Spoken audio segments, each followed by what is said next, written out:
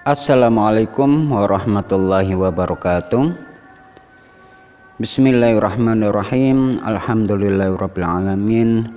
Wassalatu wassalamu ala asyrafil anbiya'i wal mursalin sayyidina wa maulana Muhammadin wa ala alihi wa sahbihi ajma'in. Amma ba'd. Alhamdulillah, kita berjumpa lagi dalam keadaan diberikan oleh Allah hidayah, taufik dan inayahnya, sehingga kita mau mengkaji tentang apa yang diwajibkan oleh Allah, yaitu menambah atau mencari ilmu, terutamanya ilmu tentang agama. Dalam kali ini saya akan menerangkan tentang memiliki sikap kritis. Jadi Allah Subhanahu wa ta'ala merupakan zat yang maha agung, yang maha besar. Dia melarang kepada hambanya untuk memikirkan zatnya. Kenapa? Karena tidak mungkin sanggup untuk dijangkau oleh akal manusia, karena akal manusia itu terbatas. Akan tetapi Allah Subhanahu wa ta'ala memerintahkan untuk memikirkan ciptaan-ciptaannya, ciptaan-ciptaan yang dapat dilihat, yang dapat didengar, yang dapat dirasakan oleh panca indera manusianya, sebagai sarana untuk mengagumi keagungan dan kekuasaannya, sehingga meningkatkan iman kita kepada Allah Subhanahu wa ta'ala. Perintah yang berlaku ini mendorong manusia agar selalu menggunakan akalnya. Untuk apa? Untuk memikirkan hal-hal yang dapat membuatnya merasakan keagungan dan kekuasaan Allah Subhanahu wa ta'ala.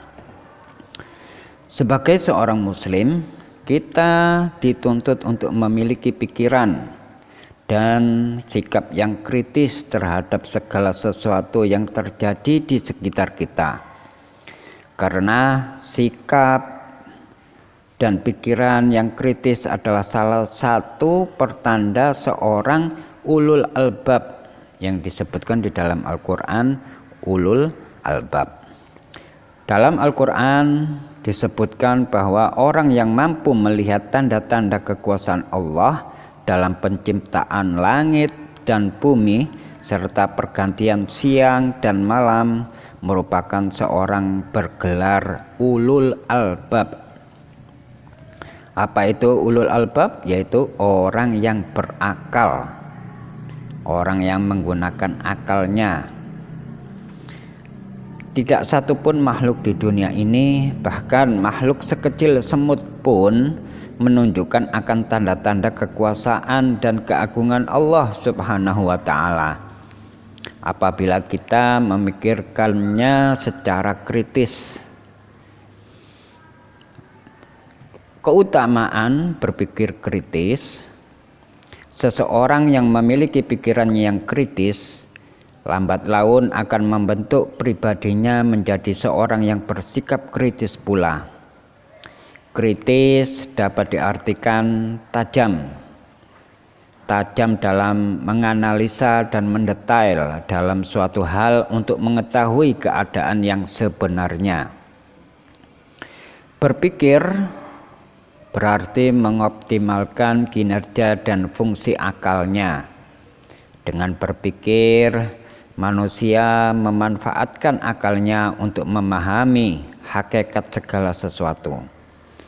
Hakikat segala sesuatu adalah kebenaran yang sejati, yaitu Allah.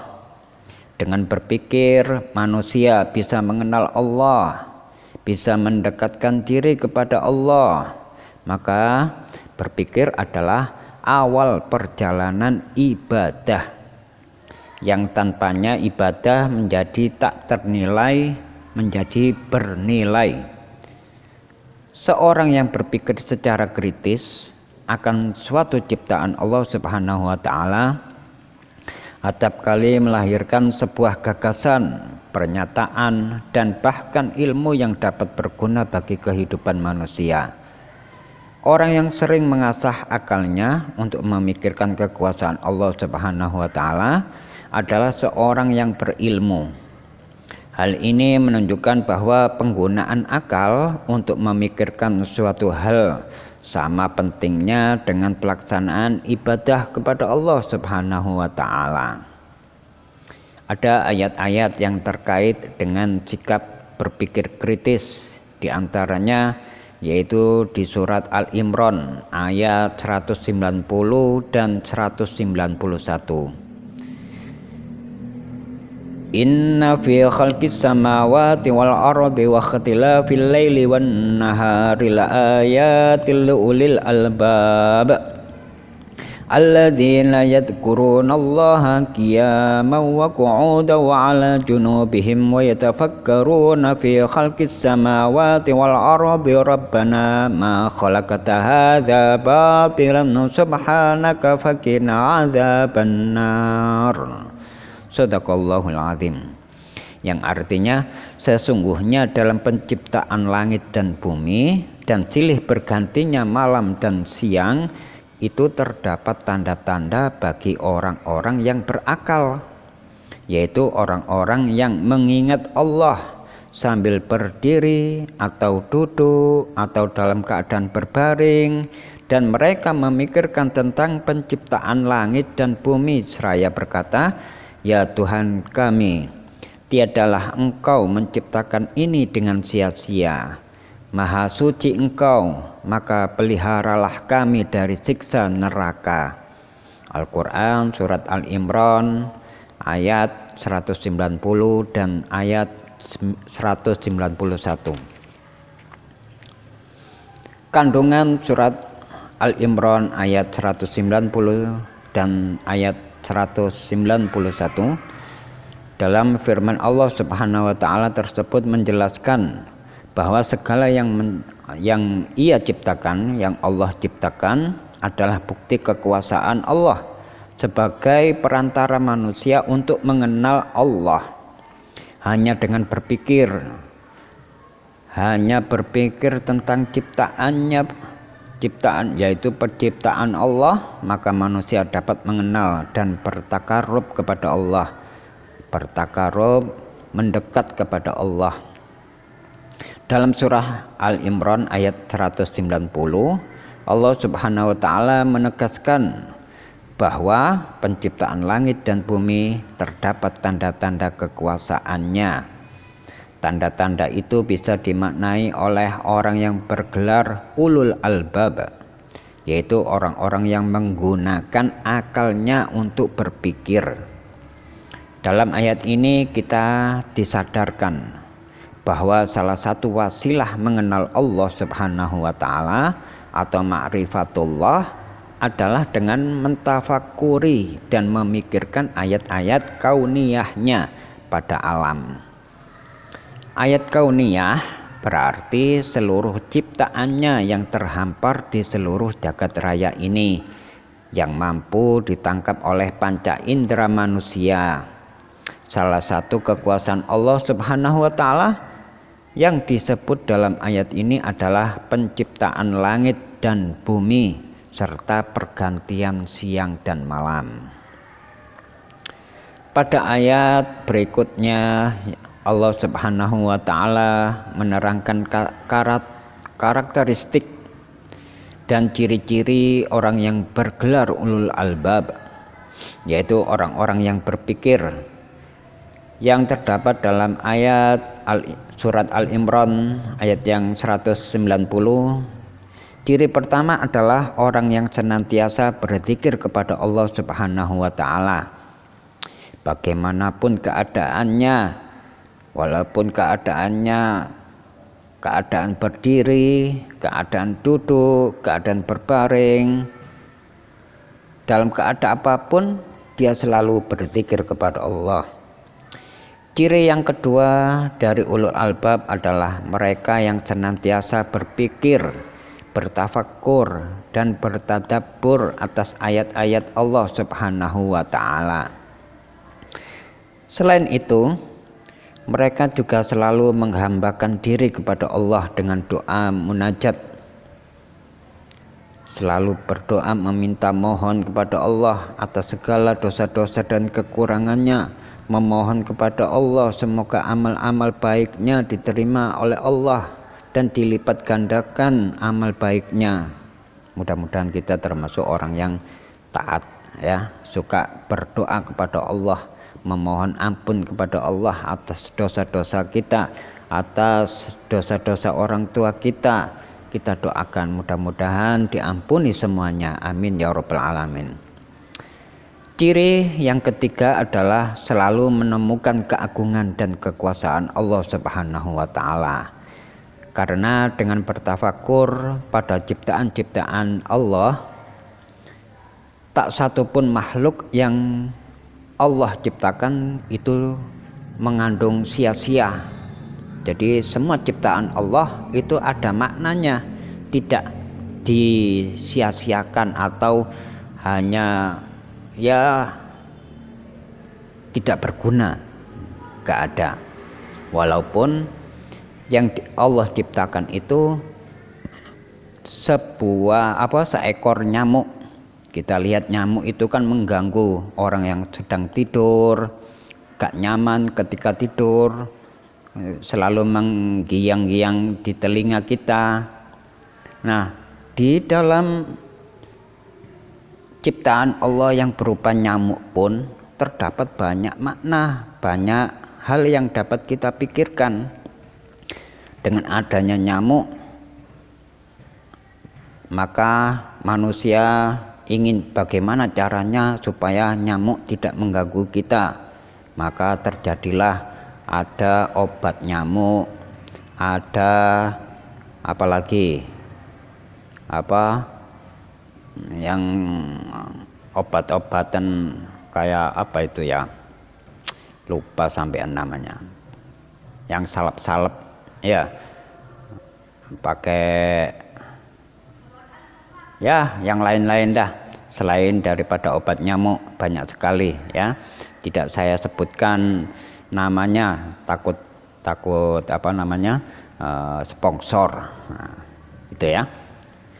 Kemudian tafakur dapat diartikan merenung, memikirkan, menimbang dengan sungguh-sungguh dan mengheningkan cipta. Terdapat 5 jenis tafakur yang dianjurkan bagi setiap muslim untuk dikerjakan.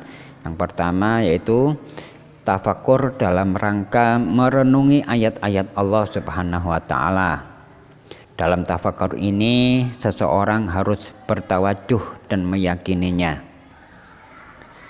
Kemudian yang kedua, tafakur dalam rangka merenungi nikmat-nikmat Allah yang Allah berikan kepada kita.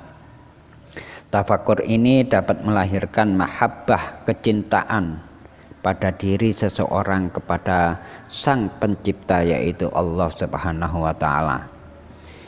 Yang ketiga, tafakur dalam rangka merenungi janji-janjinya Allah. Janji-janjinya Allah Subhanahu wa taala.